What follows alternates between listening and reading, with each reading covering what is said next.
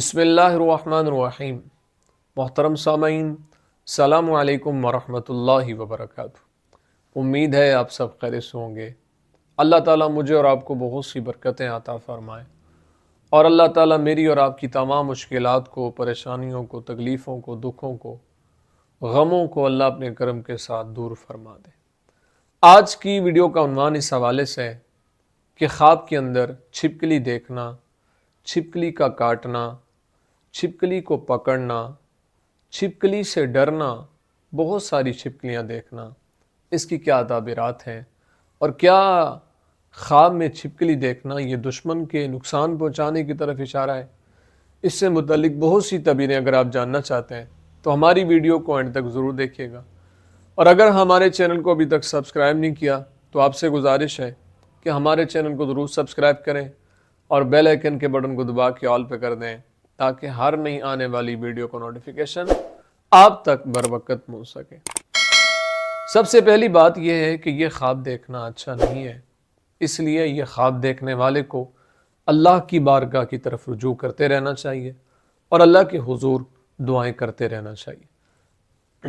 اگر انسان خواب کے اندر چھپکلی دیکھتا ہے تو خواب کے اندر چھپکلی دیکھنا یہ فسادی شخص کے دیکھنے کی طرف اشارہ ہے کہ جو لوگوں کے درمیان لڑائیاں ڈالتا ہے، جو لوگوں کے درمیان جدائیاں ڈالتا ہے، لوگوں کو برے راستے کا مشورہ دیتا ہے، اچھے راستے سے روکتا ہے۔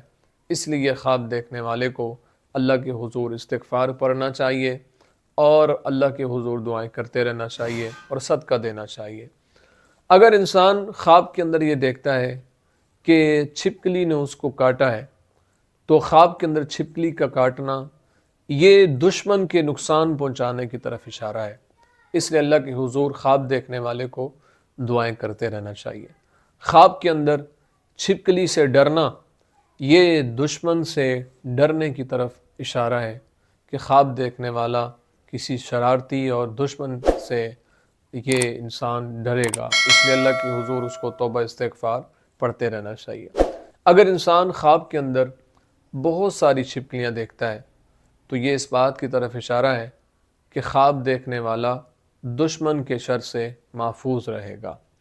اگر انسان خواب کے اندر یہ دیکھتا ہے کہ چھپکلی کو اس نے بھگایا ہے تو یہ اس بات کی طرف اشارہ ہے کہ خواب دیکھنے والے کو اللہ تعالیٰ دشمن کی شرارتوں سے محفوظ فرما دے گا۔